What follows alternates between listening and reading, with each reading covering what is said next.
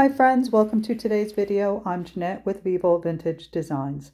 In today's video, I'm going to show you how I created these really cute and really simple and fast ornaments using watercolor. I am using Canson watercolor paper, very inexpensive, and I'm using my Muño pan paints. So you can see that I created a circle with the water.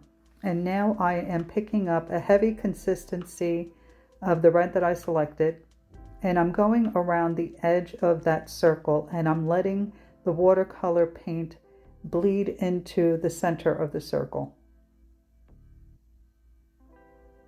Now, your circles don't have to be perfect, and mine are far from perfect, but this would make a really cute Christmas card, and again, it was less than 10 minutes. So you can see I'm just going around the edges with a heavy consistency of the red. And because this paper is inexpensive, it dries pretty quickly, so you got to be fast. Move that paint around. And I want to deepen the red at the bottom of the circle, so I did add a little brown to the red just to deepen the color a little bit. And here you can see this is where I added the brown, and my color is a little bit deeper.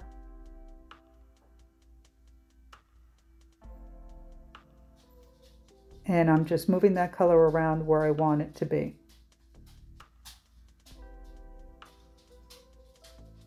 And now I'm just trying to refine my circle just a little bit. It was a little bit wonky.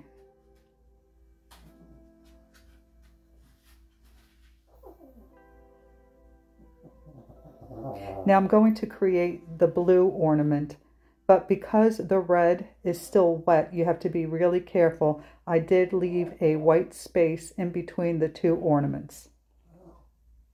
You can see here, I dipped my brush in the blue so that I can see where I was putting my water.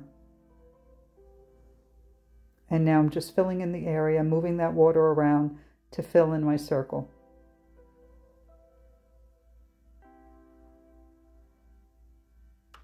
I'm picking up a heavier consistency of blue now.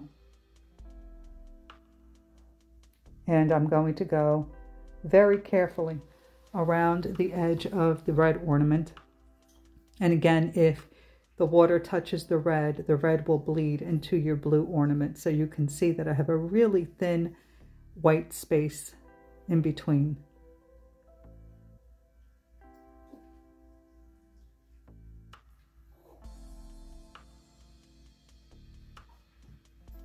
And now, because the red ornament would be reflecting onto the blue ornament, I picked up a little bit of that red, and I'm just dabbing it in, not moving it around too much because you know red and blue makes purple. So I'm just going to put it down and let it do its thing. Not going to mess with it too much. Again, I don't want it to turn purple.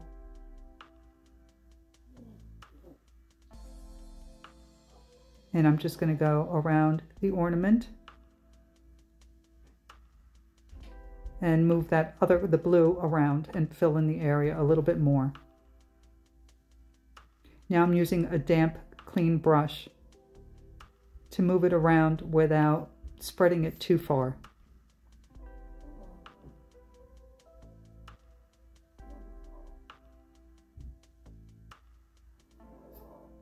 Now I'm just refining that line in between the two ornaments and trying to clean it up a little bit and get as close as I can without touching it.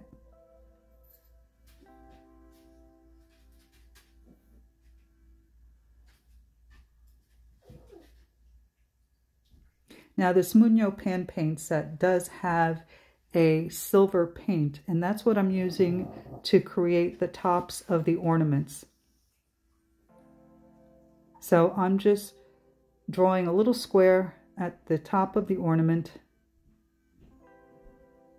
filling in the area, leaving a little white space. And I'm using a really fine brush, and now I'm creating the loop. And I'm going to do the same on the other side.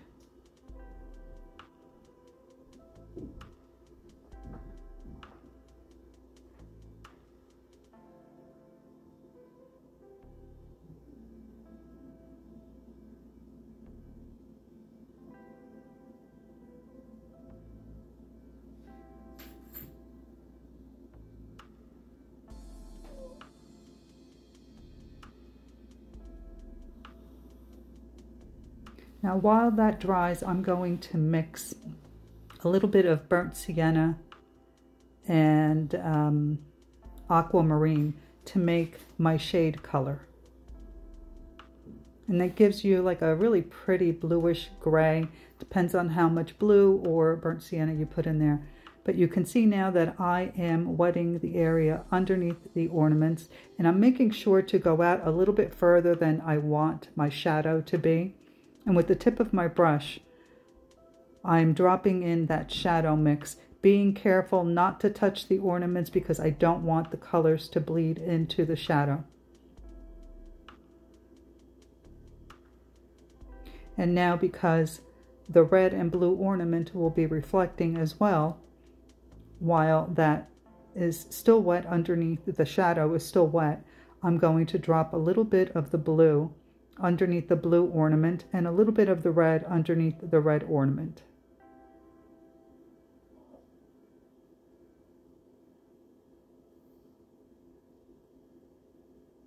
And you want your shadow darkest, closest to the object.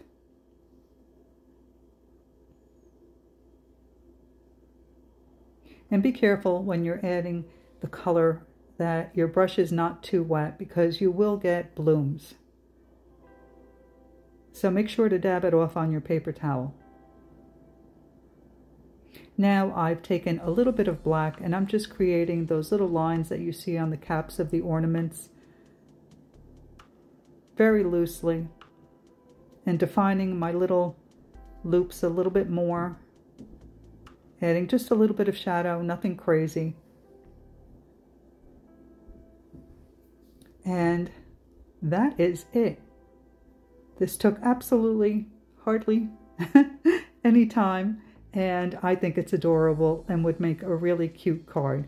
I hope you enjoyed the video and that you give this a try. Please don't forget to like, comment, and subscribe, and check out the description box for a list of all the products used along with links. All right, everyone, thanks for watching. I'll see you in the next one. Bye.